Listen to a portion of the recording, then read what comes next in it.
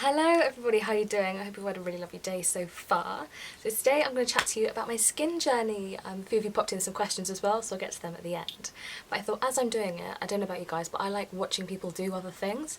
So I thought as I'm chatting on away, I will do my morning routine, got my coffee, and I will do like an acne positive makeup as well. So let's get started. Okay, so first thing, I have obviously had my shower, put on some clothes.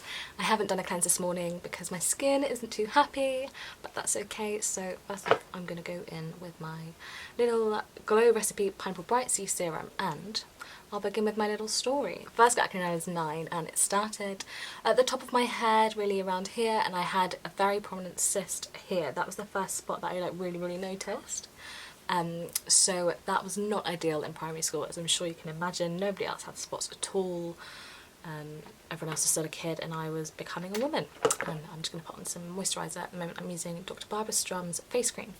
So we went to the doctors and I was put on antibiotics, and really that's kind of the story of me and acne, was that it would keep getting worse. So I would try antibiotics for, I think it was like 3 months at a time. All the ones you hear about, tetracycline, lamicillin, all of those. I honestly can't even remember all the drugs I've been on. There's been so many. Between the ages of like 9 and 16, that was what I was doing, and in that time I obviously went to senior school. I was obviously like quite insecure about my skin, like who isn't? If you've got like a face covered of spots when you're growing up, no one else has got really spots. I remember when I was like probably 12, people started getting spots, but again, no, at that point my skin had progressed so that I was covered in cystic acne and people were just getting their first spots. So I was always like 4 or 5 years ahead of everybody else in their skin journey, which is quite hard to deal with. I'm just putting on Supergroup Unseen sunscreen now. I felt compelled to be covering up, so I started wearing makeup all the time from the age of 13, definitely, and before that I was wearing it when I could. And a lot of the time I do think that that was because there'd be people in the street that would stare at me. I mean, I don't know if that was something in my head or if it was something that was really happening, but I definitely do feel like that. People would look at my skin, and anytime it would come up in conversation so much more than it needed to as well, like my skin. I feel like that would dominate a lot of conversations with people, particularly adults as well. Like people would always say to me, "Were you bullied as a kid?" I wasn't bullied as a kid. I think more of the conversations about my skin came from other adults, which actually, now as an adult, I think that's disgusting. Like, why on earth would you comment to a kid about their skin? Like, it's just completely irrelevant. And then it made me so aware then of my skin even more, and then made me feel like, oh, I need to fix this, there's something wrong with me, and like that kind of thing, which is not nice at all for someone to go through. Everyone always says to me as well, oh, diet, clean, try this product that my cousin's brother's cat has tried, like all those stupid things, which is so unhelpful. Because I would just remember, like, there'd be a couple of times I'd be literally be having dinner with family friends or whatever, and then my skin would come up and they'd be like, oh, your skin looks good today, or oh, your skin, maybe you should try this, and it wouldn't have even been in my mind. But because they'd brought it up in front of me, it then put it so much at the forefront of my mind, and that is, I don't know, it's quite hard to think back about actually, but it's just not nice to go through at all. So it's really crazy to me now actually thinking where I am now compared to then. Yeah, gosh, I got a bit deep then. But I love this. It's the Revolution Conceal and Define, and I use it in F2. I'm really pale. But yeah, so when I was 16 I went on the pill. The thing is, all of these antibiotics and even the pill, they would work for a certain amount of time, like 2 weeks, and then it would come back again, and it would come back worse. And that was what was really hard to deal with, was that I'd get excited and all these doctors would be giving me all these different things, going, this'll work, this'll work, this'll work, and just nothing did. I'd never felt like there was someone who got the extent to what I was going through, if that makes sense, because it's not nice. It hurts so much as well. That's the thing, like right now, all this, oh, I'm not sleeping well, it's killing me. But yeah, so I definitely did not feel like anyone got what I was going through, and the stuff that doctors would give me just was not working, and it felt really hopeless, to be honest. I'm going to pop on some eyeshadow now. This is my favourite palette ever. It's the Huda, look at this look, this is something to behold right now. This is the Huda Beauty Rose Gold Obsessions palette, which I love. And I think I'm going to go in with Cocoa first. Like, I've got quite hooded eyes, so I'm just going to pop it in my crease. But it also became one of those things where it was just kind of like a fact of life that I would have spots, or like I would be breaking out. It wasn't something that I had any hope that would be fixed. At that point, that was when other people's skin was getting worse. So that was kind of a bit better for me in like it wasn't a nice way, because nobody wants spots and nobody wants acne, but I didn't feel as alone at that point because other people were starting their skin journeys then. It's just that I was 8 years in. So the pill did help a bit for me. I tried a few different ones to find the right one, but generally that kind of period of my life, skin-wise, like I had spots, but it was okay. I think it started to get under my chin, which is what I have a lot of now, but I didn't before. So then I went back to the doctors, and that was when it was first just about going Roaccutane. Now, I had heard about Roaccutane, I'd read about it, and I literally thought it was the most amazing thing I'd ever heard of, because everything I'd read said it's going to get rid of my acne.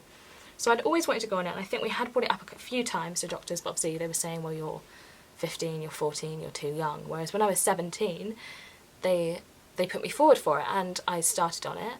I had none of the awful side effects, thank goodness. I thank my lucky stars for all of that, and I do think that Roaccutane changed my life. I mean, it took me from being completely insecure and unconfident and anxious. That kind of took me then from kind of thinking that it was me against the world to like then accepting other people, if that makes sense, which is actually so important, obviously, for your human development. So that was really, really great, and I had all the usual side effects. I had dry lips, dry eyes. I remember my dermatologist when I was on Roaccutane at hospital, she was really helpful. I did find it quite hard sometimes doing all the pregnancy tests and blood tests. That was quite draining, whereas I know nowadays you don't do that, so I guess that's a plus. Well, you obviously take a pregnancy test, but you don't have to do the blood tests every month necessarily in the UK, so that's a bit of a plus if you're thinking of going on Roaccutane. I think I would be so different now if I hadn't gone on it as well, which is a really important thing to me. So yeah, I went on Roaccutane, and that meant that when I was 17 in my last year of school, by the end of it my skin was clear. I mean, my lips, looking back, I mean it's a great thing. I was not aware of how dry my lips are.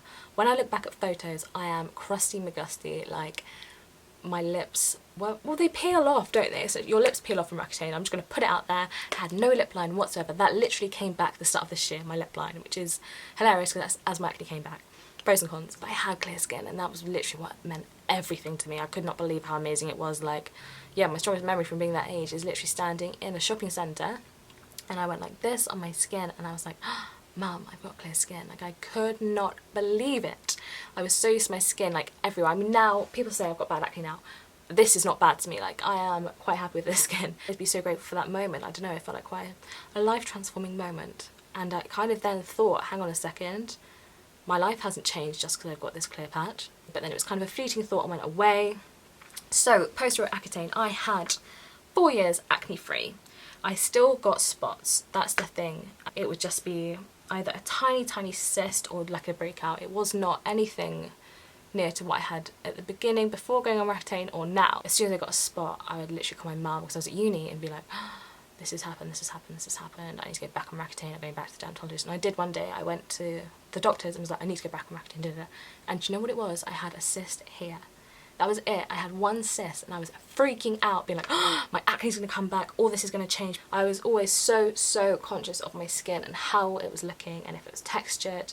I mean, I would cake powder on top of my foundation, literally until very recently, because I was like, everyone else seems to have a completely clear, poreless skin, and I don't, so that's not good. So even still, even having clear skin, I was still unbelievably aware of my skin. And I guess that's because of an insecurity, because I'd literally had acne since I was 9, and I was not used to having clear skin. And I remember people would compliment me and say, oh my god, your skin looks great.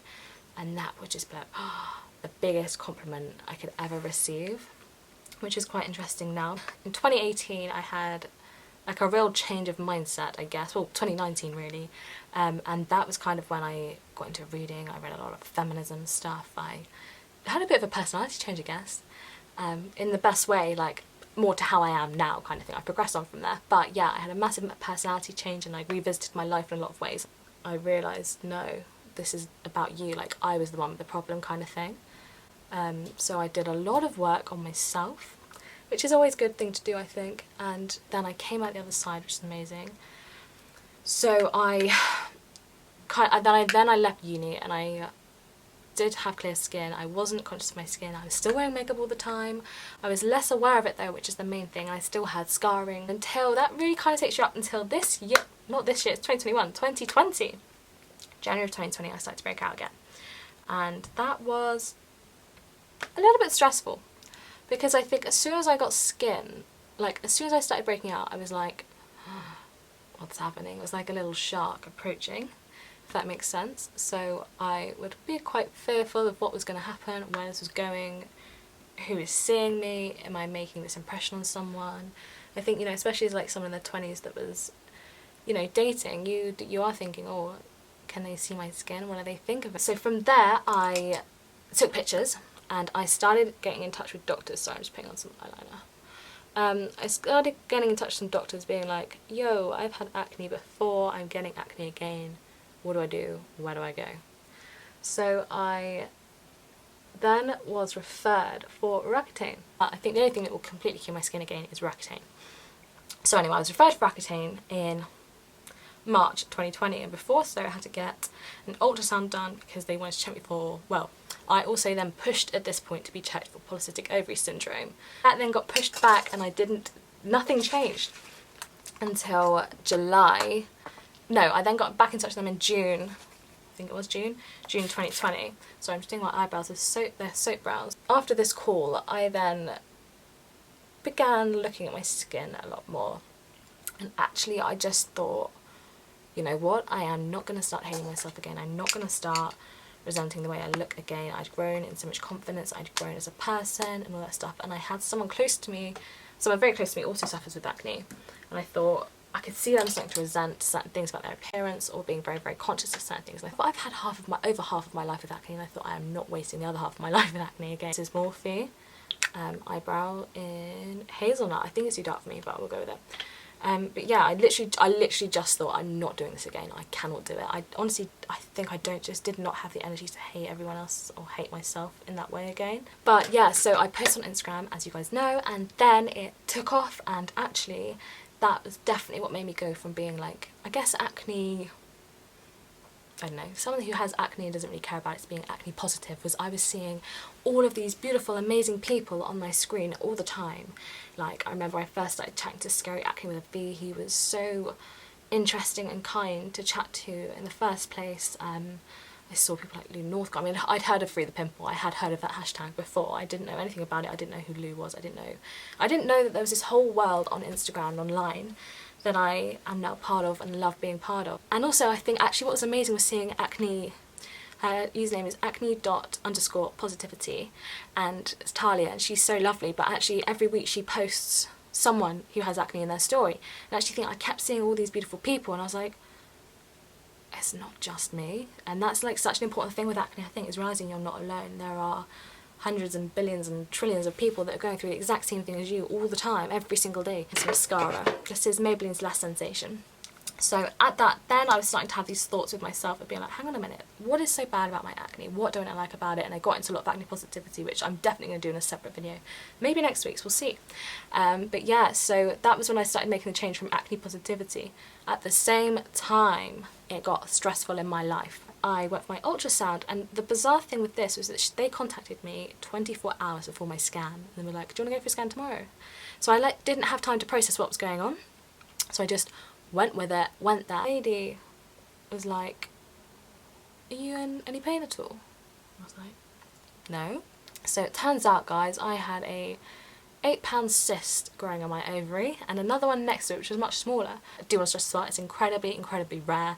This will not happen to you. Don't watch this video and panic, because it was very, very rare.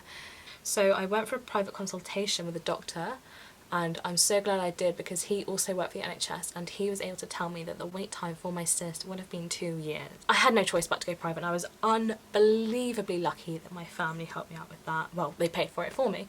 And I'm so, so lucky, and I know that not everyone has that opportunity, so I really do thank my lucky stars with that one.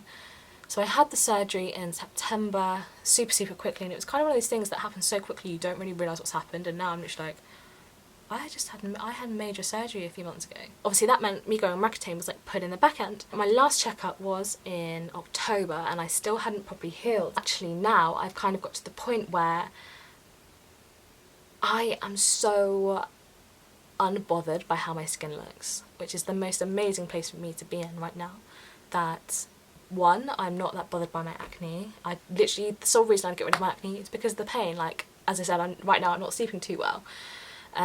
So that's the reason I'd get rid of my acne. But Also, thing with Roaccutane, it's such a severe drug. I think I had such an amazing experience of it, but you know, I still have side effects. I've still got dry eyes, I've still got dry lips, and I'm always going to be worried about my liver because I have health anxiety as well. I'm just going to go with eye care on my bottom lashes. I've learned so much about my skin and skincare and things like that, which I've never done before. I thought I knew. I was just slathering myself in tea tree oil. Tea tree oil products always give me like slight PTSD because I used to slather myself in them and they just didn't work. So this is normally how I leave my skin, to be honest guys, but I know a lot of people like the bronzer trick, so I just thought I'd show you what I do when I do the bronzer trick. I'm not going on Roaccutane right now, and the reason for that is because I don't care about my acne. I don't want to put something in my body right now because I do, as much as my externally I've completely healed, I know that mentally I'm still thinking about like certain things that happened over that time, and I know that my body did take longer than expected to recover. Me putting my body through something else just for the sake of me getting clear skin, which as I say I'm not that fussed about. It's not, you know, what I pin my worth on anymore, which is amazing. Then I'm also just going to pop on some highlighter. This is my favourite. It's Anastasia Beverly Hills Aurora. It's kind of like, look, I've hit pan on quite a lot of these. I just go with my finger on these. So yeah, it's just not worth for me right now going on Roaccutane. And the most amazing thing is with my account is that I've become aware of so many different skincare brands, skincare tricks and all things like that. I've learned so much more about skincare. I will answer some of your questions. The first one, what is your current skincare routine? See my AM one, I'm trying to keep it quite simple because I just think less is more with skincare. I think, you know, you have to try out products, but I've never used vitamin C before. I'd heard so much about it. So I'm really enjoying that. I love retinol as well. I use Bold Beauty's retinol. My favourite acne recommendation for your spots is the La Roche-Posay Fat Serum. I was very kindly gifted it, but I genuinely think the product's amazing. When did I get into skincare? So really, literally, I thought I knew about skincare, but I didn't actually know about skincare until going on Instagram, so that was July of last year. My logic before was, if it hurts, it's working. Let's just take a moment of silence for my skin. But yeah, that's an awful thing, whereas now my goal right now is to have healthy, happy skin. That's what I say. I like my skin to be healthy and happy, and it does, other than these little cysties, that would be healthy and happy skin right now. I feel like I've kind of answered the other questions in this. It's mainly been about me when I was younger, but yeah, I was never very for my skin. I've been so lucky with that, you know. I've always had very supportive friends and people around me, so I've been so lucky. But yeah, that kind of rounds out this YouTube video. This is my final look. I mean, I'm not at all qualified in makeup. If anyone has makeup tips, that's definitely something I want to get into more. But yeah, this is my final little acne positive look. It's just a bit of bronzer, a bit of highlighter, and then my eyes. But I hope you have a really amazing day, and I'm sending you lots and lots of love and positivity.